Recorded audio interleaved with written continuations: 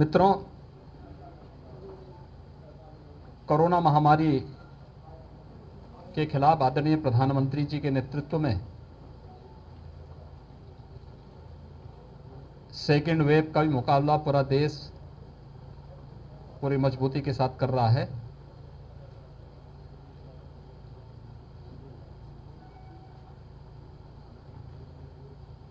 जो मंत्र कोरोना महामारी से लड़ने के लिए सभी राज्यों को दिए गए थे, ट्रेस, टेस्ट और ट्रीट, इसको अपना करके उत्तर प्रदेश सरकार ने और उत्तर प्रदेश की जनता को राहत देने में काफ़ी हद तक सफलता प्राप्त हुई है। 30 मई को उत्तर प्रदेश के अंदर कुल एक्टिव केस 3,10,000 थे। आज घट करके 2,33,000 तक आ गए हैं। यानी 8 दिन के अंदर 77,000 एक्टिव केस प्रदेश के अंदर कम हुए हैं।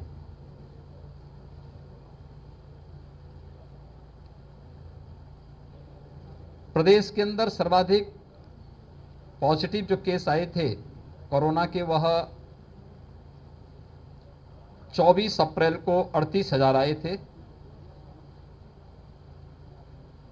धीरे धीरे करके केस कम होते गए और आज प्रदेश के अंदर कुल 23,000 पॉजिटिव केस आए हैं।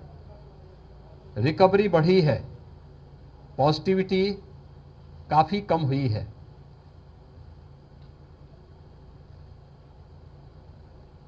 वाराणसी जनपद और वाराणसी कमिश्नरी के भी हम लोगों ने यहाँ पर समीक्षा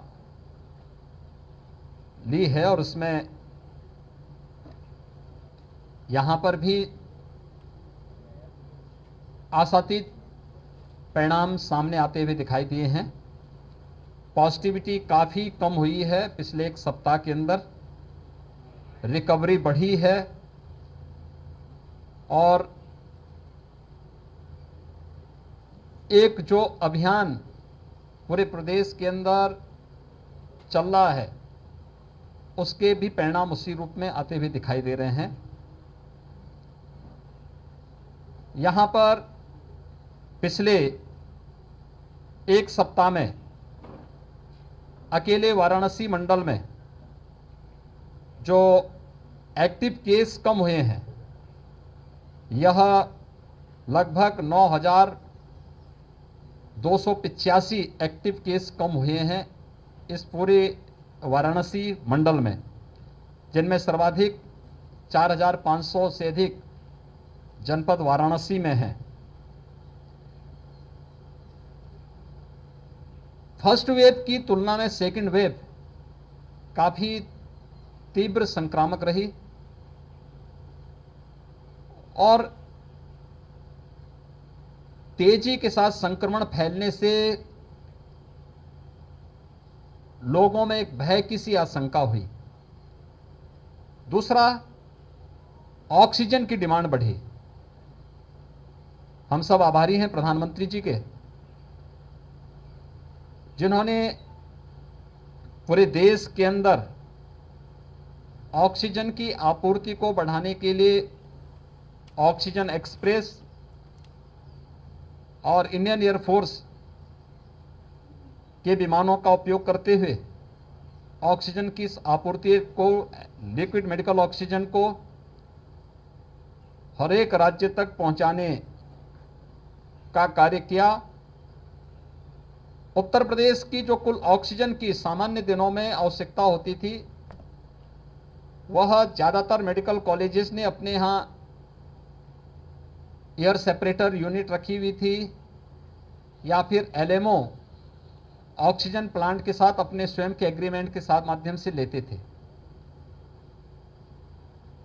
लगभग 300 से 400 मीट्रिक टन में उनकी इस पूरी आवश्यकता की पूरी हो जाती थी। लेकिन जिस तेजी के साथ संक्रमण फैला, उसके कारण ऑक्सीजन की डिमांड भी बढ़ी। और ऑक्सीजन की डिमांड बढ़ने के कारण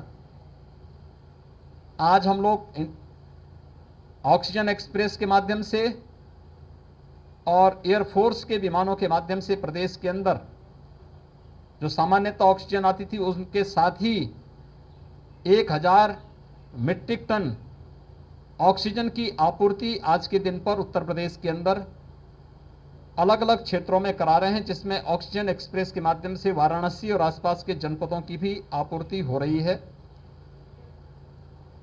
हर एक स्तर पर संसाधन बढ़ाने के प्रयास हो रहे हैं। एक महामारी है और महामारी का मुकाबला जिस मजबूती के साथ किया जाना चाहिए, इसमें सरकार, समाज, सभी लोग मिलकर के जब प्रयास करेंगे तो उसके सार्थक परिणाम आएंगे। हमारे हेल्थ वर्कर्स बहुत अच्छा काम कर रहे हैं, कोरोना वॉरियर्स बेहतर कार्य कर रहे हैं। कोरोना से बचाव के लिए देश के अंदर 2 स्वदेशी वैक्सीन पहले ही लॉन्च की जा चुकी है और उसमें वैक्सीनेशन का कार्यक्रम भी युद्ध स्तर पर चल रहा है। एक तीसरी वैक्सीन के लिए भी भारत सरकार ने अपनी सहमति दे दी है। उत्तर प्रदेश के अंदर भारत सरकार की मदद से अब तक हम लोग 45 प्लस के 1,37,00,000 से अधिक लोगों को वैक्सीन दे चुके हैं और राज्य सरकार ने भी भारत सरकार की मदद से अपने स्तर पर 18 प्लस जिन लोगों को वैक्सीन देने की सहमति भारत सरकार ने दी थी, उनमें से 1 लाख से अधिक लोगों को हम वैक्सीन अब तक उपलब्ध करा चुके हैं। 45 प्लस से जुड़े हुए जितने भी लोग थे उनके लिए प्रदेश के हर जनपद में 4,500 से अधिक केंद्र वैक्सीनेशन के चल रहे हैं। प्रारंभ में वैक्सीन की वेस्टेज की शिकायतें आ रही थी, प्रयास था इसे न्यूनतम स्तर तक पहुंचाने के लिए और आज इसे घटा करके 2 से 3% तक करने में सफलता प्राप्त हुई है। 18 प्लस का वैक्सीनेशन का कार्यक्रम उत्तर प्रदेश में 1 मई से प्रारंभ हुआ है। कल सोमवार से प्रदेश के 18 जनपदों में यानी 17 नगर निगम और गौतम बुद्ध नगर यानी 18 जनपदों में हम लोग वैक्सीनेशन के कार्यक्रम को कल से प्रारंभ करने जा रहे हैं। कल और प्रारंभ करने जा रहे हैं, जिनमें 7 पहले से थे, 11 नए बढ़ाए गए हैं। इनमें अलग अलग जगह सेंटर बनाए जाएंगे और ऑनलाइन रजिस्ट्रेशन की प्रक्रिया के साथ जुड़ करके कोई भी व्यक्ति अपना रजिस्ट्रेशन करवा करके वैक्सीन सेंटर में उनको वहां बुलाया जाएगा, जिससे वैक्सीन की वेस्टेज को रोका जा सके और कोरोना संक्रमण की चेन भीड़ भाड़ के कारण विस्फोटक स्थिति में ना आने पाए, इसलिए उसकी चेन को भी रोका जा सके, ब्रेक किया जा सके और हर व्यक्ति को वैक्सीन दी जा सके। इसके लिए सेंटर की संख्या बढ़ाना, हर व्यक्ति को वैक्सीन उपलब्ध करवाना, इस दिशा से भारत सरकार की मदद से पर्याप्त मात्रा में वैक्सीन मिल रही है। काशी इस समय जो सबसे बड़ा सेंटर है, यहाँ पे न केवल वाराणसी के लिए बल्कि पूर्वी उत्तर प्रदेश, बिहार और तमाम अन्य राज्यों के लिए बीएचयू का सुपर स्पेशलिटी जो सेंटर है आदरणीय प्रधानमंत्री जी के अनुकंपा से बनकर के तैयार हुआ और आज कोरोना उपचार का लेवल 3 लेवल का एक हॉस्पिटल के रूप में यह तमाम प्रकार की अमूल्य जानों को बचाने का काम कर रहा है।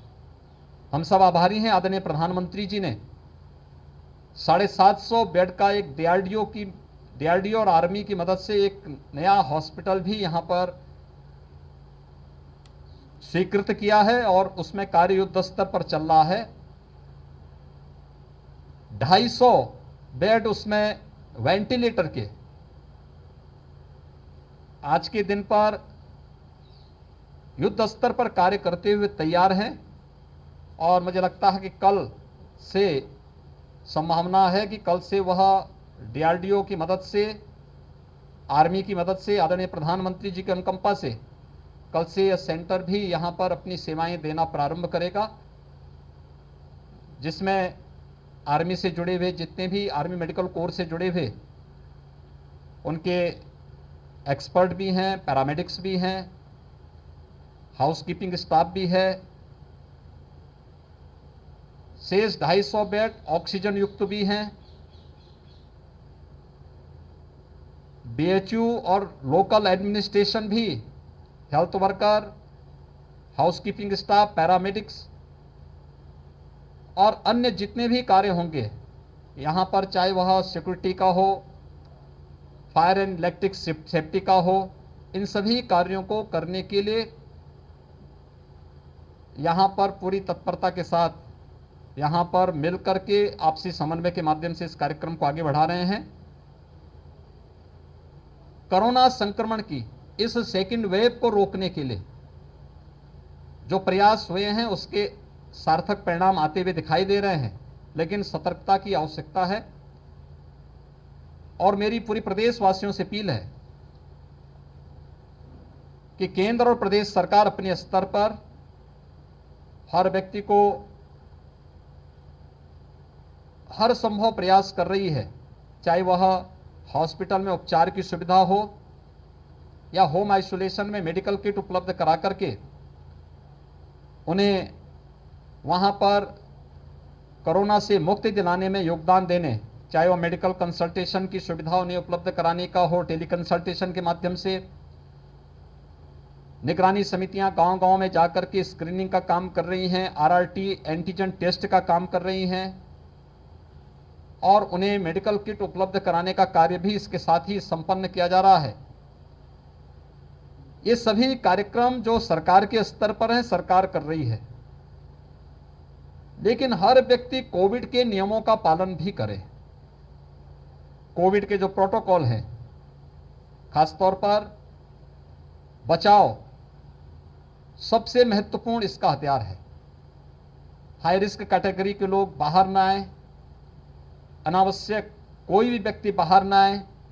घर के बाहर आना ही है तो मास्क और 2 गज की दूरी का पालन करें। जो वैक्सीन दी है, वैक्सीन ऑनलाइन रजिस्ट्रेशन करा करके जिस दिन उन्हें सेंटर में, जिस सेंटर में बुलाया जाए उसी सेंटर में जाकर के हम वैक्सीन ले लें, क्योंकि ये वैक्सीन अब तक का